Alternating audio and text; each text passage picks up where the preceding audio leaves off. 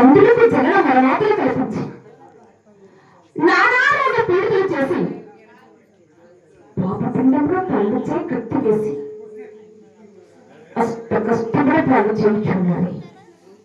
అయినా ఈ బంధవిముక్తిని ఎలా తప్పించగలడు దైవాల?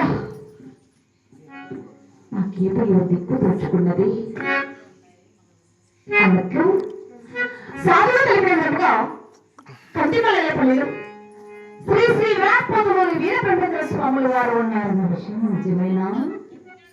నిజమే ఉండవచ్చునేమో. నేను కూడా ఈ రాత్రి ముద్రించి తెల్లవారగదిన స్వాగతమైన వెంటబడగా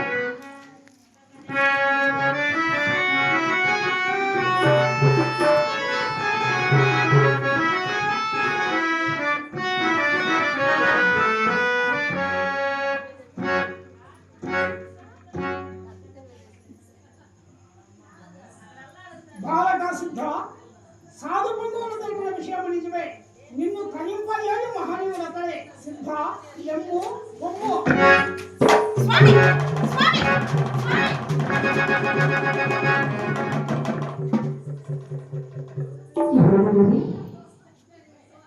ఏమైనా భ్రమపడినా లేక పరస్పరి వాగ్య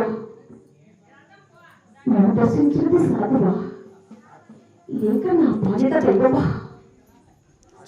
కరుణావనుండి నా జన్మ ధరింప చేసుకుంటున్న చుక్కలతో దర్శించి వీపుపై కట్టి లేపిన మహానుభావుడు సాక్షాత్ వీరబ్రహ్మముల దేవరే కానీ వేరు కాదు కదా. ఆహా, ఇది మహిమాంటిన సమయం. ఇంటి సమయంలో వృధా చేసిన మళ్ళీ కూడా దండపడు కదా. ఇప్పుడు సమయం సరిగ్గా దాచింది. అటువైపు ఆ తల్లిదండ్రులు హాయిగా నిద్రిస్తూ ఉన్నారు. ఇల్లు వచ్చి వెళ్ళిపోతుంది.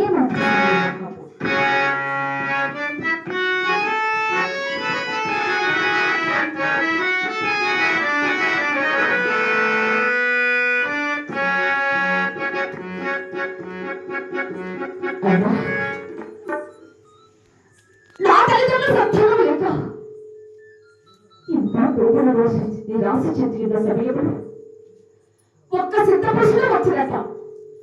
ఆ మహనీయుని మహత్వం వల్ల నేను జన్మించలేదట.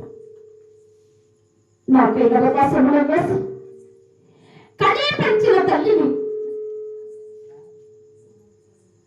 నాకు నిత్యాపుత్రులు ఎత్తున తండ్రిని ఎలా మోసం చేసి వెళ్ళగలడు?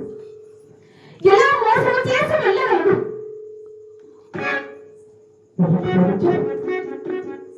వెళ్ళకపోయిన జ్ఞానం ఎలా ఆరోపించగలడు? తెలిసింది. ఈ లోకంలో అశాశ్వతమైనటువంటి ఇహసౌఖ్యం చేకూర్చే తల్లిని కొందరు ఉంటారట. పరసౌఖ్యం చేకూర్చలేనన్నా ఇల్లు విడిచి వెళ్ళిపోతే ఏ మంచిది. నా తల్లిదండ్రులకు ప్రాధాన్యం చేసి ఇల్లు వచ్చే తక్షణమే వెళ్ళిపోయింది.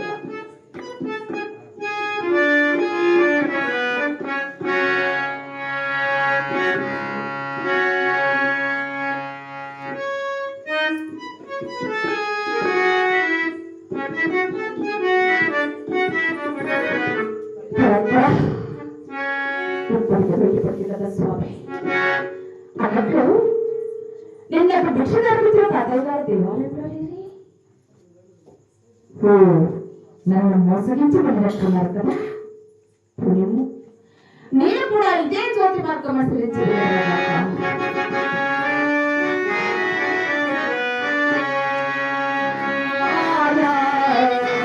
జగతి